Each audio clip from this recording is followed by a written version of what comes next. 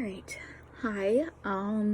First of all, I would like to apologize if you hear my dogs in the background. Fire truck just went by. It's all chaos here. Also, I chose to do this in a lecture kind of style, and I plan on asking my questions within this lecture video, and then we can discuss in the Discord chat. I'm hoping that makes things somewhat easier. But anyways, hi, I'm Maddie. Oh, also I apologize if my cat gets in the way. Hi, I'm Maddie. So my project is kind of focused on sustainability and kind of promoting that sustainable lifestyle, but it's also to inform on the dangers of what that waste we create does and encourage people to take action in more ways than just their own life. So let's talk about what zero waste is. It's kind of exactly how it sounds. It's basically a set of principles that kind of focus on waste prevention and encourages kind of the redesign of any kind of resource cycle life so that all products can eventually be just reused all the time. The goal is so that there is no trash being sent to landfills, incinerators, or oceans, which does happen. And this is such a big issue because we use so much plastic, and currently only about 9% of plastic is being recycled. And not only that, plastic actually has a recyclable lifespan of only 3 times. So it can only be recycled 3 times, and then it's just kind of sent to landfills and kind of left to rot almost. So the main concern right now is landfills, because there is a demand for landfills, which makes sense. You know, we're human, we create trash. It's normal. We provide a demand for landfills, and therefore there is a supply of landfills. So currently the US has around 3,091 landfills, active landfills, and over 10,000 municipal landfills. And all landfills will eventually fail because they create something called leachate. And that's kind of this is a little hard for me, so I might refer to my notes here. This is basically anything that has a chemical compound on it. So plastic has chemicals in it, and it basically causes it to break down and kind of infiltrate our earth. Sorry, I'm out of breath. So because old and new landfills are almost always located next to bodies of water, big bodies of water, our ocean, rivers, lakes, ponds, bays, it makes leakage kind of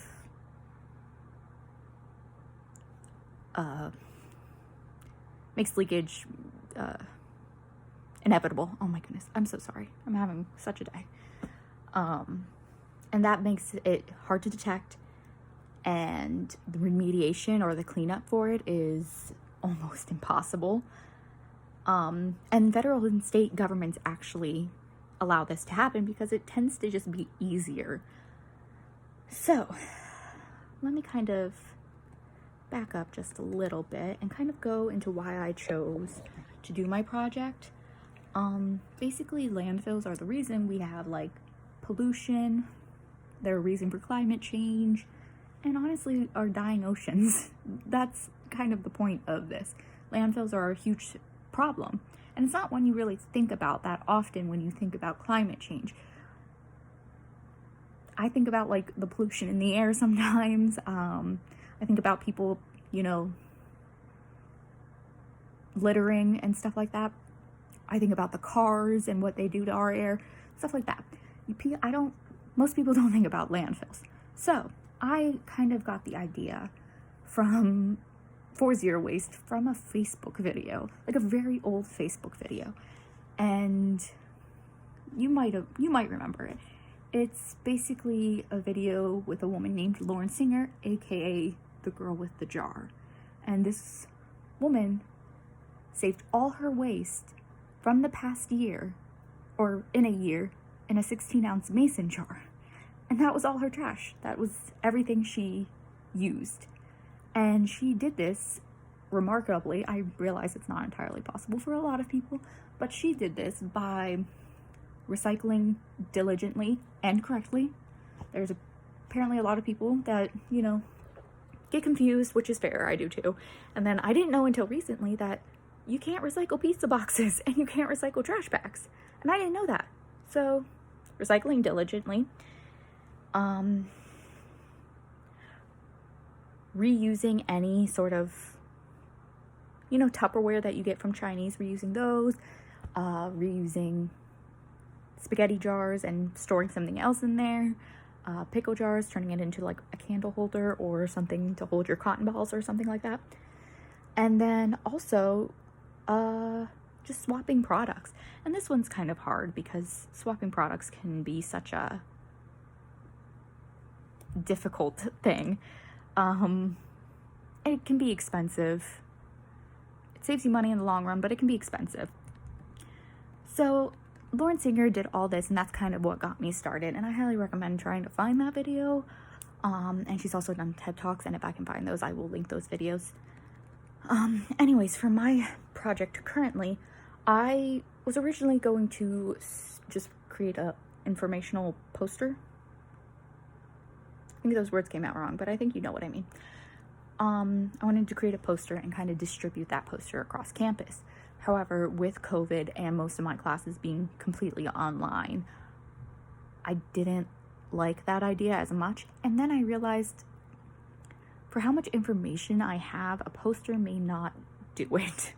So I decided to scrap that and create an Instagram where I kind of post stats, facts, information. I provide guides on how to be more sustainable, how to make your own cleaning products, easy, cheaper swaps.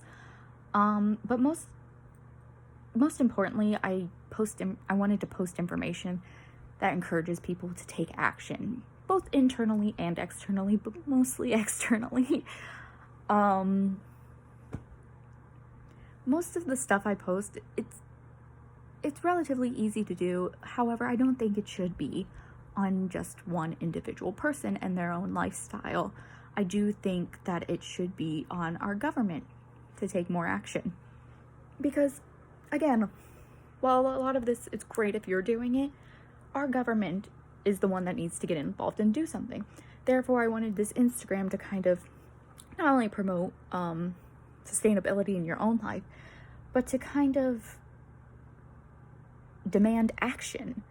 Vote for leaders who care about sustainability and climate change and have platforms to take care of that, and then hopefully supply us with things and create policies that will make it easier to live that zero waste lifestyle or close to zero waste lifestyle. So I really hate to do this. I'm gonna promote my own Instagram.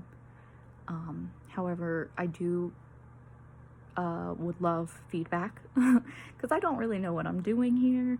I'm kind of guessing along the way. So the Instagram is how_to_sustainable_living 2020. So I do encourage you to go look at that. Obviously, you don't have to follow, but I do have some discussion questions that hopefully will take up the rest of our time. We're about at 9 minutes. And the first are, can you think of any more ways to get more people involved? Are there any platforms you recommend? Any approaches that you would recommend? 2, how can I reach a broader audience? 3, who do you think should be my target age audience? Like, who do you think would be able to do the most for it? 3, if you would recommend anything, that's 4, sorry. 4, would you recommend anything for content on that page? Ways to be, if you can understand it easy, if the instructions are clear, if the guide is clear, if the pictures are aesthetically pleasing, stuff like that. And then I kind of want to know what you guys have done, if you've done anything. I know, of course, no guilt there whatsoever. I don't mean to. But have you made any sustainable swaps? Maybe ones I hadn't thought of. If you would recommend any. And then, do you know any DIYs? Because I'm huge into DIYs and would love to recommend more. So, those are my questions. Yeah, if you want to respond in the chat, and then I will try to find those links for those videos for you and link them below. Okay, thank you.